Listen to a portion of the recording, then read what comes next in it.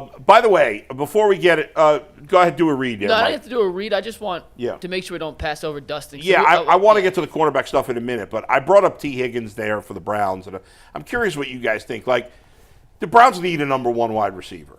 I don't like. T. Higgins is not a top 10 wide receiver in the league. He's probably somewhere between 11 and 20. Hey, listen, his value has gone up because he plays next to Jamar Chase. Right. Period. So we don't know how good. Now, to be fair, the Bengals' record when Jamar Chase plays and T. Higgins doesn't is not very good.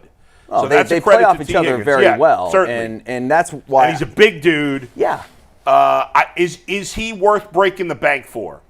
Well, I mean, here's the thing. Yeah. I do feel like when you go get a guy like Higgins, who's been in a system where he's had somebody playing opposite of him that's amazing. Yeah. Those guys go to other teams and they don't give you – if you have the expectation to get that sort of production, oftentimes you don't. Right. Like if he came here and was the number one guy with Tillman and Judy and Njoku, I don't know. I don't know if he would have – like how many yards does he have roughly offhand I don't even know. I mean, I'm going to look. He's missed some games this year. What's he got, like 600 yards? Nah, because he's been hurt. I don't think it's that high. I'll look it up for you right now. Yeah. Okay, well, just he's having a great year when he's played. When he was healthy last year, what did he have, 1,000 yards? No, he missed some time last year, too. T. Higgins has 341 yards this year. But he's only played, what, 3 games? 5 games. Okay. 5 games? Can I ask a question that I can get the right answer to? Yeah. How many yards does he average a game, roughly? He's averaging about 70 a game. Give or take 70. That's a lot, dude. Yeah. That's a lot. That's great. Last season he played 12 games and had 656 yards. Here's what we got to come. Here's what we got to come to a conclusion with. Because the Cleveland Browns have not drafted well, they are always going to overpay. So I don't care what the money is. You're going to always have to overpay. Yeah. You especially if you don't hit in the draft. So the Browns not only need one receiver, they're like the Guardians. They need 2 bats. They need 2 receivers. But you know they're not going to do that. Well, they're not going to win. Well, if you get it. So you have to you go in free agency, you get one, and then you draft one. Oh, okay, draft. I thought you meant 2 veterans. No. There's a lot of ways you can skin a cat. All right, yeah, I agree with you. They got to get because look, when you think about this. This is wild. The Kansas City Chiefs, who can afford to just say, we're the Chiefs and we got Mahomes, we ain't getting nobody. Yeah. They are aggressive. They're going to get DeAndre Hopkins. They already got but they did let Tyreek Hill go. But they went and drafted another burner right after that, and they got Kelsey still. And to be fair, I think the only reason they traded for Hopkins because Rice got hurt. Aggressive. They had Rashee Rice. Yeah. Think about it like this. The Bengals have 2 crazy receivers. The Dolphins, 2 crazy receivers, and they ain't won nothing. So how those teams got 2 crazy receivers and a quarterback and they ain't won? How far do you think you got to go? Yeah. You ain't got a quarterback or receivers. Right. Now the Browns, one other option for wide receiver this offseason, and this guy is better than T. Higgins. He's a legitimate top number 1. It's DK Metcalf. Now he's got 1 year left on his contract. I'm guessing he's not happy because he's now underpaid by the current standards. You trading for him? I mean, he's a big time number 1. Oh my God, yeah. He's unlike anybody the Browns have had since Josh Gordon. The only way you can get this off, and this is why I think Sean King is saying that, if the Cleveland Browns can go 1 or 2 ways. They can piss everybody else off and get a quarterback and tear it down. Yeah. People, I don't know if they got the temperature for that right now. Or if you come out and say, all right, Jameis Winston is the guy, that gives you an opportunity to afford yourself an opportunity to have money and picks to go get the guys that you need to get in terms of trades or whether it's the draft. But why do you got to do – I mean, the Vikings signed Kirk Cousins, who's better than Jameis, and still drafted a quarterback in the first round. Falcons, sorry. Yeah. Still drafted a quarterback in the first round. Now, people criticize them for that, but we'll see how good Penix is. But the Falcons, think about it. The Falcons already had Kyle Pitts.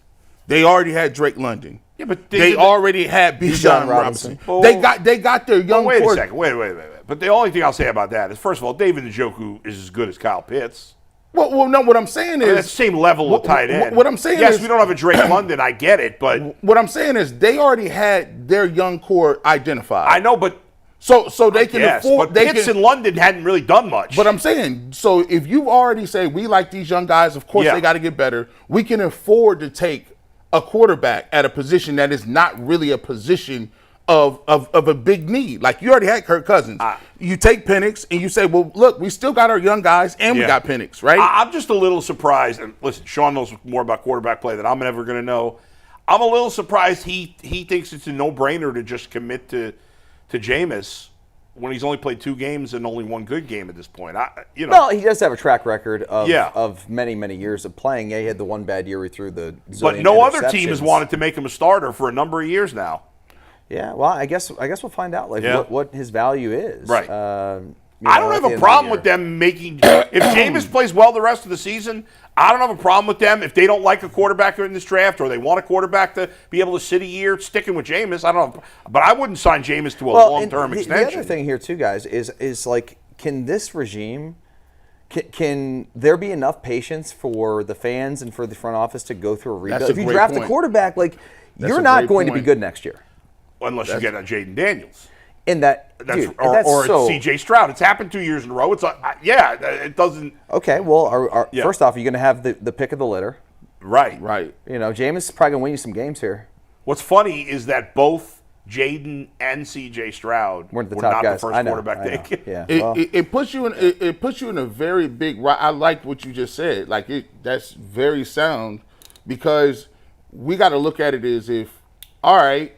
You know what a rebuild is, right? Do the fans have a patience to say, okay, we drafted a quarterback.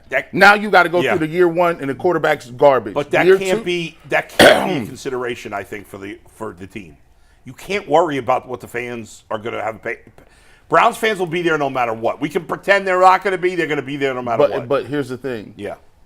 This all lays in the backdrop. Yeah. Jimmy is trying to get a new stadium. Yeah, but he's paying for most of it anyway. I get it, but that pressure on and look, Jimmy, don't act like Jimmy has been a guy that's been a sound reasoner. If you start taking L's and you go through a rebuild and you start to be reminded, I don't think people realize that 1-31, that almost killed and I'm a Kool-Aid drinker.